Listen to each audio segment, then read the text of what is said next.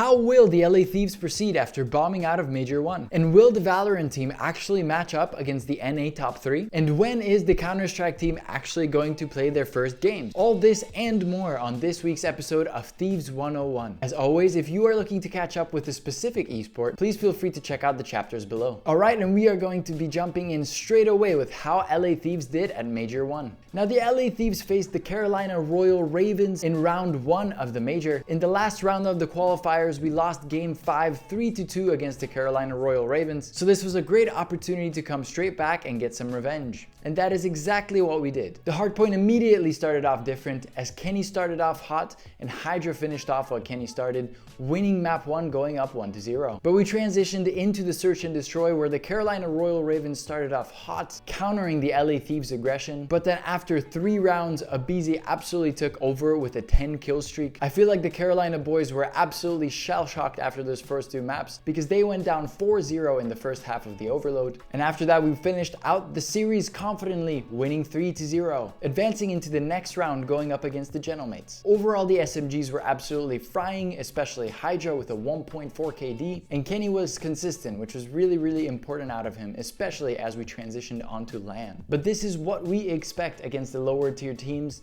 Next, we were facing Gentlemates, who were definitely a cut higher. The Gentlemates beat the Toronto Koi to advance to winners round 2, where we were waiting for them. Honestly, they have had our number the whole entire year. So far, we were 0-3 against them with a 1-9 map count. The revenge arc of Ghosty and Envoy has been absolutely successful, but this time something was feeling different, especially after riding high after our Friday win against the Carolina Royal Ravens. And the hard point was absolutely neck and neck all the way to the end, but unfortunately the Gentlemates pulled through. Kenny had a 0.5, which is not great, to be honest. It was definitely the difference maker that had us lose this hard point, but still the team looked promising. So we head into the search and destroy, where we got absolutely ran over, losing 6-1. Kenny and Abizi struggling especially hard, and Neptune and Ghosty having just a wonderful map. And then as close as we got in the overload, and I genuinely mean that, I thought we had a really good performance, it just wasn't enough, and the Gentlemates put us down into the lower bracket. Overall, once again against the Gentlemates, we pull out the red carpet with Kenny at the bottom with a 0.69. In the lower bracket, we faced Faze Vegas after they were also knocked into the losers bracket by G2. Earlier this season, we have beaten Faze 3-0 in the qualifiers, so it looked like a promising matchup. But unfortunately, this is where many people will be able to point to one specific gunfight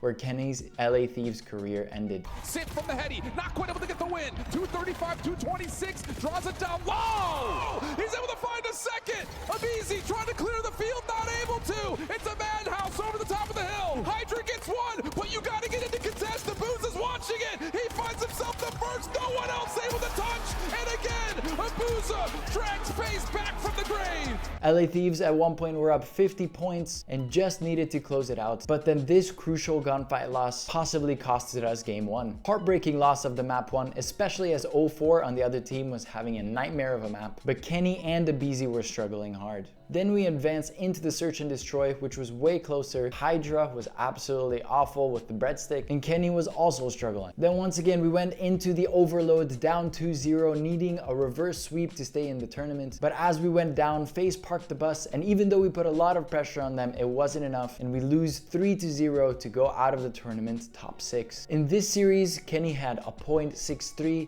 and I think JCap, our former head coach, said it best. If a player is having a 0.8 or a 0.9, it's a team problem. But if a player is having a 0.6 or a 0.7, it's a player problem and they need to work on it. And I'll be honest, I don't think it's just Kenny that's the problem. And here's my hot take. If Ghosty and Envoy had such potential, but they just couldn't realize it next to Hydra and Scrap. But then we bring in Abizi and Kenny, making an even better team, and they also continue to struggle next to Scrap and Hydra, then potentially the selfish way Scrap and Hydra want to play Call of Duty just doesn't work. Not to mention the mentality problem. I mean, the LA Thieves camp is obviously not a happy camp. Just look at the Gentlemates. They don't have as high of potential players, but when they play like a team, they win tournaments. So sure, let's bring in Neum. Let's see what happens. I definitely agree, we need some type of a change. It's bittersweet because I do love Kenny and he is an LA Thieves Hall of Famer, but I want to see how Hydra and Scrap will adjust their playstyle to play more like a team and not just for individual talents. So what do you guys think?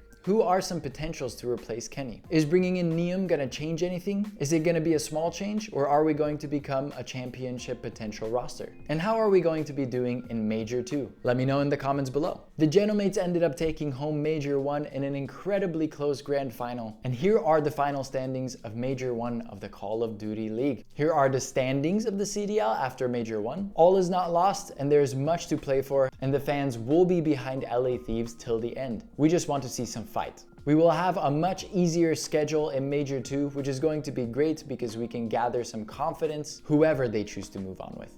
Here are the overall statistics after Major 1, and it's really funny because Kenny really isn't doing that bad, but the truth is, he did mess up in the most important moments. And that's it for the Call of Duty League for now. We are going to be going into a 2-week break with the CDL, so we can break down 100 Thieves' biggest matchup so far within the VCT Kickoff Tournament. 100 Thieves faced NRG, and there is a narrative that is starting to form in my head about this Valorant team. They can be everyone, except NRG, G2, and MIBR. But we had another chance this weekend as we faced NRG in the middle bracket of the VCT Kickoff Tournament. Timotino put the Waylay one-trick allegations to bed as he did this in round 3 of map 1. Plant through, but this is that position right there.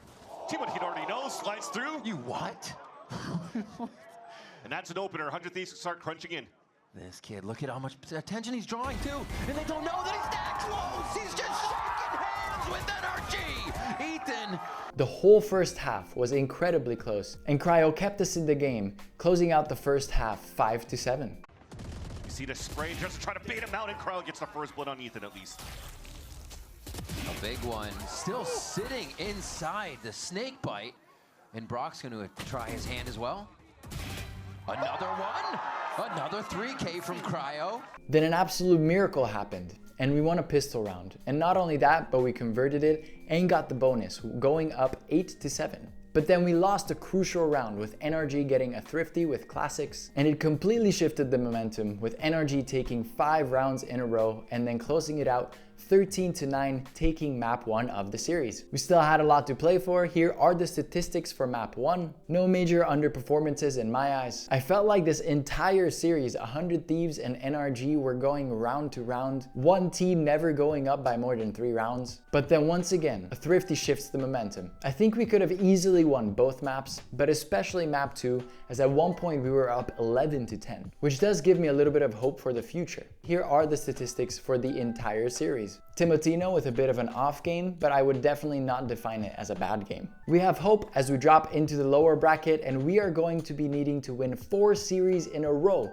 to make it to VCT Santiago. We are going to face the winner of Envy and EG, which is a must win, and then the winner of C9 versus Sentinels or Leviathan, and we have beaten both of those teams. That is another must win. And that's where we need to pull up our pants and actually face the big boys. So we have a lower bracket run of dreams to make. Can we make it? And if we don't, are we still on the right track for this year with this Valorant team? And do we have the potential to beat the top 3? Let me know in the comments below. Now for some game changer rumors. 100 Thieves is set to pay with Lydia, Zoriental, Misu, Terror, and Nora. They planned on getting Fluorescent and locked her for the roster. However, for some reason she was eventually removed. I'm excited to see the 100 Thieves Game Changers roster play this year. I'm hoping they can make it all the way to Champions. But do you guys think this roster is capable of making it all the way there? Let me know in the comments below. And now, the big question. When will the 100 Thieves Rubet Counter-Strike team actually play? 100 Thieves debuts at the IEM Atlanta online qualifiers on February 7th. Unfortunately, there will not be any broadcast of the event, but I'm definitely excited to see how the team does. But not only that, they will also be playing the Roman Imperium Cup in Portugal from February 19th to 22. This is going to be the team's LAN debut, and my question is, how do you guys think they will do?